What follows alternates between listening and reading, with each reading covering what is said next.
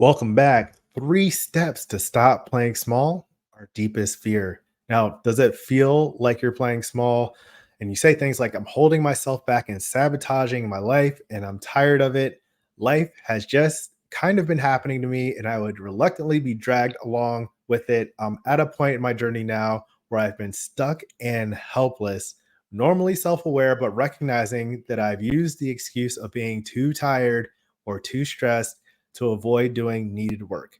How does one confront that tense, deep dread that appears when facing a task that needs to be done? Click like if that's something to relate to. What I want to say is dread, fear, and stress aren't usually life or death, even though they can feel very tight and constricting and anxious. They're usually signals to prepare for something that's coming up. In this video, I want to give you 4 steps to use your fear to prepare yourself instead of playing small so you can lead the healthy, fulfilling life of your dreams. Sound good?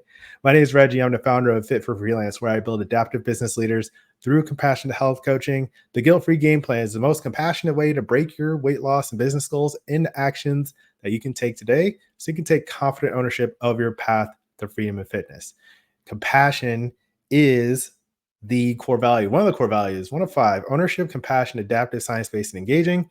And I want you to know that you're not the only person going through this. If you clicked on this video, if you wonder if you're playing small, if you have problems with imposter syndrome, all that kind of stuff, then understand this is part of the human condition, especially if you're pushing yourself to bigger goals and you're trying to get big things done. If you're an entrepreneur, if you're leading people, if you are just on your self-improvement game, then there are going to be moments where you get a little nervous, a little hesitant, and your fear might hold you back some. What we do with the Guilt Free Game Plan, build vision, focus, and practice. It looks like this. All right. And I'm going to give you a quick breakdown of how to address your fears so they don't hold you back anymore, maybe ever again. All right. First thing, write your goal down. That's a big part of the vision. Being clear on what you're targeting, actually writing it out somewhere where you can see it physically can make a big difference. If you don't have it specified and described clearly, then it's going to be a hard time reaching it because you don't really know what you're aiming for. So having the right vision for your goal is a big part.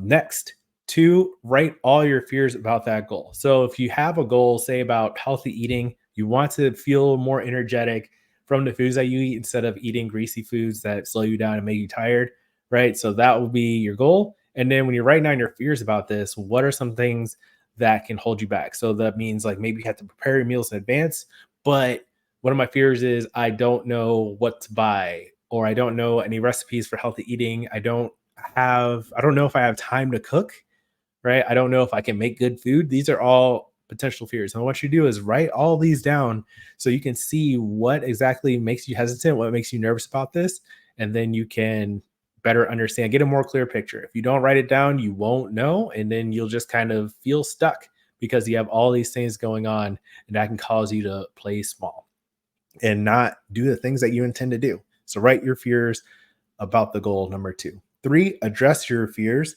directly. And this is part of the focus and division focus and practice, wherein you focus on what you can do in order to prepare for those fears, address those fears directly. Then you can have the best opportunity to not have that fear hold you back, to surpass that fear, to take confident ownership of your path to freedom and fitness.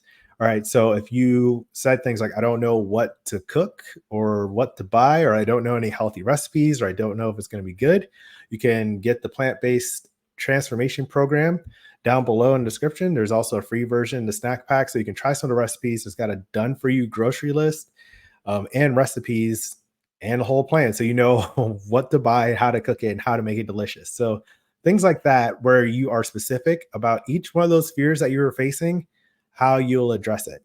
And when you do that, you start to feel more courageous and you'll have the confidence to at least try something instead of just reverting to playing small and not knowing what you're doing.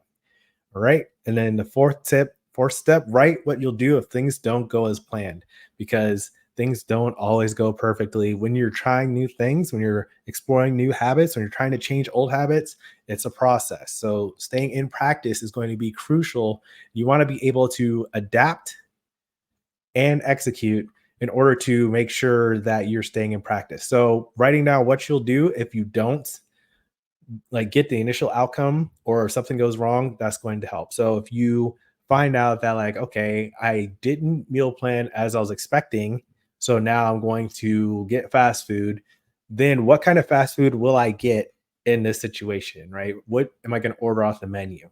And that way you can start to identify some healthier food options at some of your favorite restaurants. So you're not going and getting like the least healthy thing on the menu. So you have a sort of plan to address what happens if things don't go well.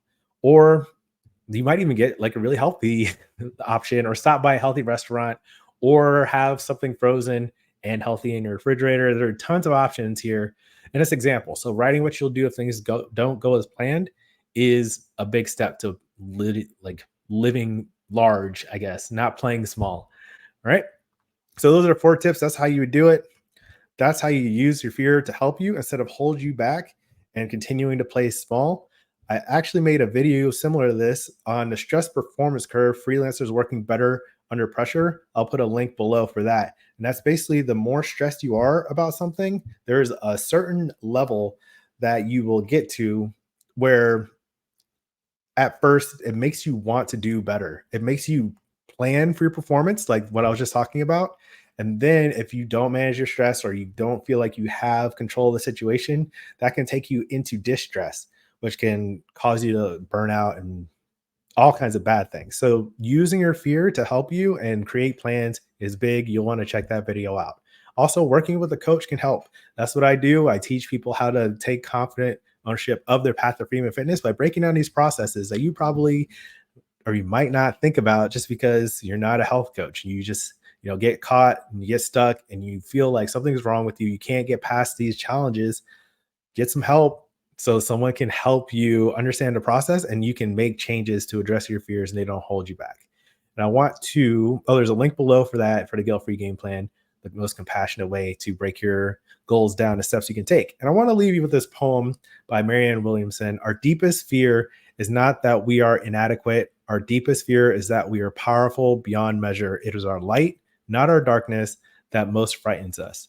We ask ourselves, who am I to be brilliant, gorgeous, talented, fabulous? Actually, who are you not to be? You are a child of God.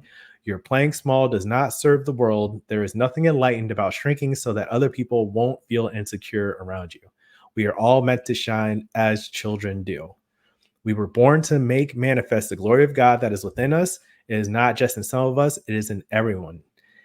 And as we let our own light shine, we unconsciously give other people permission to do the same.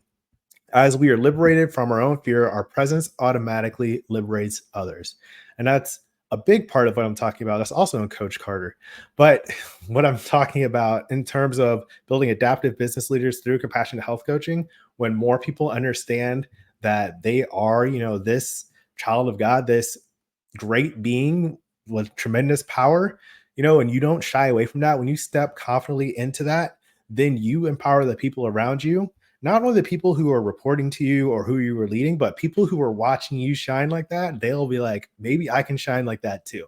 And so it's really time to stop playing small, take confident ownership of your path to freedom and fitness, and we can see how you can lead to healthy, fulfilling life of your dreams, and how that can help the people around you do the same. So I feel strongly about that. Let me know what you think in the comments. Click like, subscribe if you want more content like this. Also, next, you can watch Wondering If You Need a Health Coach. What does a health coach do? I'll put that right here. As always, keep practicing. Peace.